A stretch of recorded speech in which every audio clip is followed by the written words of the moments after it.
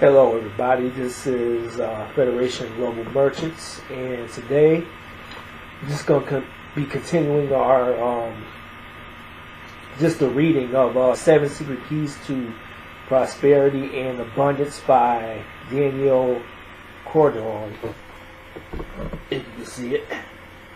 And this week we're going to be talking about actually, we're going to be doing a commentary to one of the keys to prosperity. Okay, and this is number 4. Okay, so I think a few weeks ago we were doing the keys to abundance. Remember the 3 keys to abundance, and now this week we're going to be doing, well, at least this one week we're going to be doing the first key to prosperity. Okay, and one of the keys to prosperity is recognizing the unlimited quantity of resources. And I just want to show you it right here. Alright, so we're just going to be reading through the chapter. We're going to be reading through the chapter here. So it says each and every person has an entire universe to draw upon. Much of what is called wealth is not available until ideas were brought into physical manifestation. We sometimes call these inventions.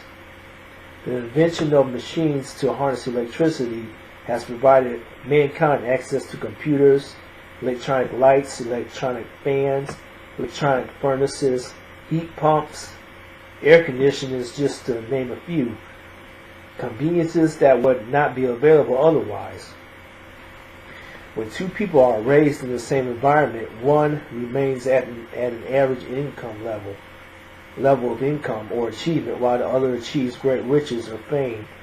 You can be sure a wealthy person understands how to utilize the unlimited quantities of resources available if he is able to continually build his wealth throughout his life. Some people strike it rich, quote unquote. Such individuals usually end up squandering their riches through bad decisions, bad company, bad investments, but most of all from waste. And that's a key component when managing your wealth and increasing your wealth is staying away from waste. It says waste is one of the biggest poverty makers there is. And I actually got that quote there. I got it underlined and starred, because that is a key point that we don't really hear much about, is waste. Waste does create poverty. Okay? 2 people are dealt lemons in life. One person hates lemons and gets mad, angry, resentful, throws the lemons away, and remains in poverty. The other person makes lemonade, sets up a lemonade stand, is successful, opens a bunch of lemonade stands in neighborhood blocks, sells franchise rights to other people in other cities, and reaps tremendous revenue from their sales. They end up becoming rich.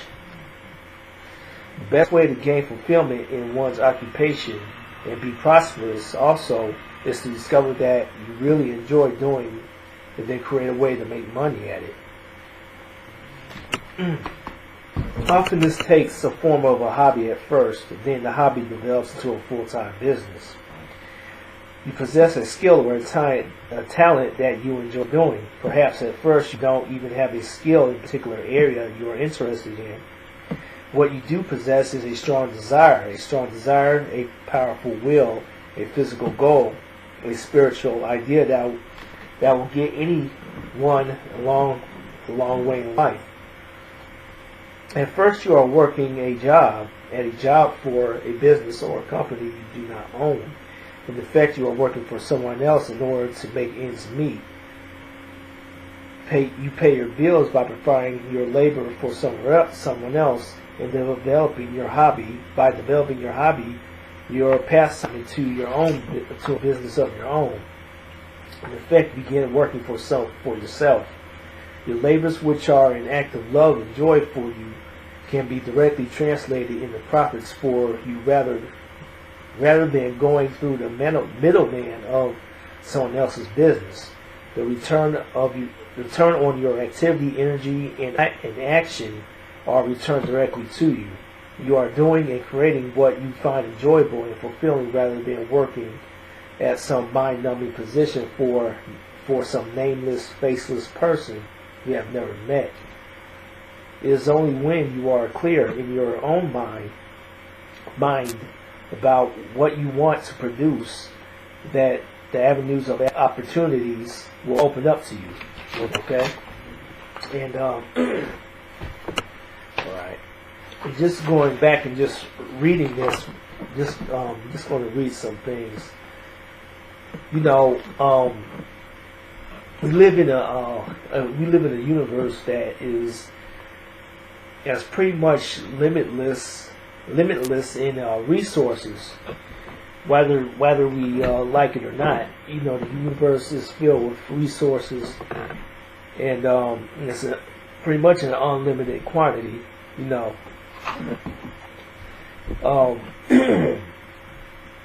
it's everything from gold, silver, oil.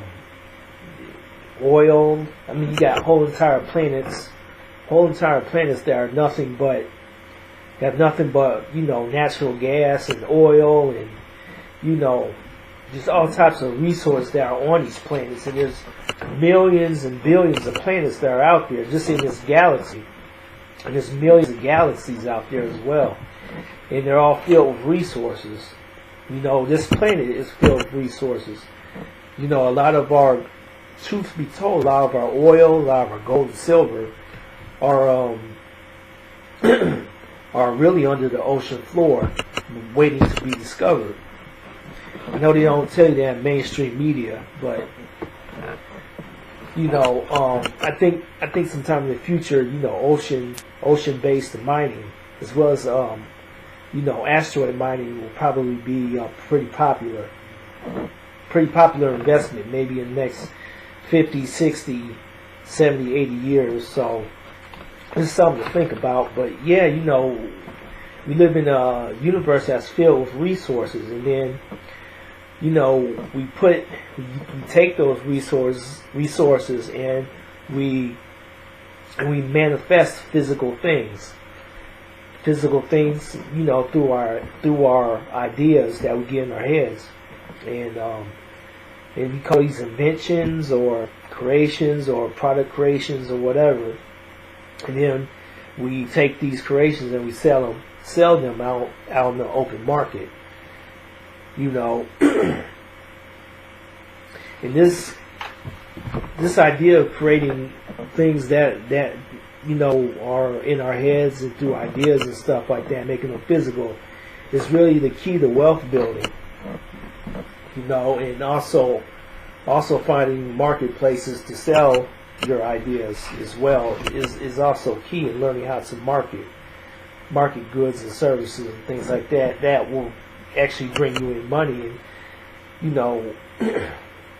the second point I wanted to bring up is that people, and you see this a lot with people that win the lottery. People usually win the lottery. They usually go broke within 4 to 5 years because they don't know how to manage their money. Like it says in this book, this section of the book says waste is one of the biggest poverty makers there is, and that's absolutely true. People who have won millions and tens of millions of dollars end up going broke within 5 to 6 years because they waste their money. Put it in bad investments, or they're around people who convince them to spend it on things that are worthless, and they end up losing out on the money they have won. So that's something this book mentions. And there's just another thing. you know, that's just people's attitudes towards wealth. So, you know, you can take a problem, just any problem that you have in life, and you can make lemons. You make lemons. You make lemonade out of it. And this is something that is also mentioned in this book. You know, one person, like it says, you know, one person can have a lemon in their life and they get angry and they just give up and become resentful. And then another person takes that lemon and makes lemonade, and then they set up a lemonade stand. Okay, and then then they branch out that lemonade stand, and then of course it goes on to say, you know, they sell franchise rights and things in that nature. You know, they become wealthy, and that's just having an abundance mindset and not having a poverty mindset. Okay, and also having different hobbies and different passions in life are really important, and the ability to take those passions and turn them into a profitable business. You know, I see this a lot with people who maybe went through certain troubles in their lives, and they persevered through that trouble, and now they go online or YouTube, and you know, they give out advice, and then they end up selling consulting services to consult people, or they sell ebooks, you know, giving out their advice. And it's very important to find a skill or a talent that you enjoy doing. So that's not the most important thing, though. The most important thing, according to this book, it says, you know, and that's having a strong desire. It says a strong desire, a powerful will, and a physical goal, and a spiritual idea will get anywhere a long way in life. You know, having will is very important when becoming wealthy, and desire is too. And you always have to have a physical goal. But you know, money isn't everything, so it's also good. It's also good to have a really balanced spiritual life as well.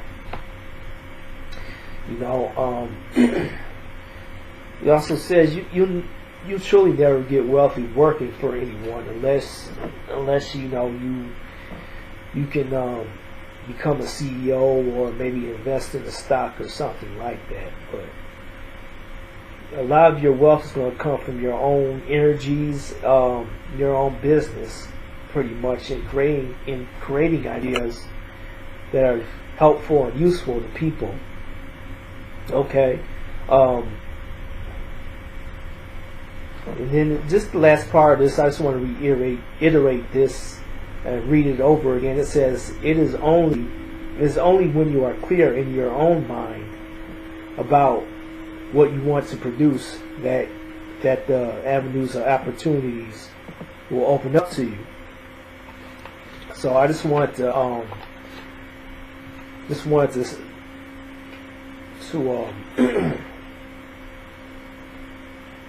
you know, just read this section of the Keys of Prosperity to you guys. And I think next week I'm going to do this is part 5. It says using only what is needed by the self. Okay, so that's pretty much it, and I'll be stay tuned. Try if you want to, you can subscribe to our channel. You can comment if you want to, thumbs up, thumbs down this video, and then stay tuned for the next video. Thank you.